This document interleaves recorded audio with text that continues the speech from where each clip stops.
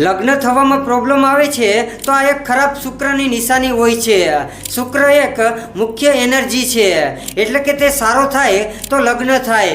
અને તેની સાથે એક બીજી પણ એનર્જી છે, મંગળ.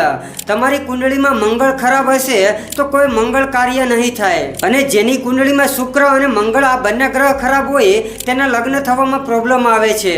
ઘણીવાર તો લગ્નની વાત પણ ચાલે છે, સામેવાળાનો જવાબ નથી આવતો. ઘણીવાર છોકરો અને છોકરી બંને એકબીજાને જોઈ લે છે, પણ ઘણા પ્રોબ્લેમના લીધે તે લગ્નની વાત અટકી જાય છે. તો તેના માટે હું તમને એક ઉપાય જણાવી દઉં, જેને ઘણા લોકોએ કર્યો છે અને તેના લગ્ન પણ સફળતાપૂર્વક થયા છે. 11 ખારેક લેવાની છે, તેને ગરમ પાણીમાં પલાળીને શુક્રવારે રાતે સૂતા પહેલા તમારી પાસે રાખવાની છે.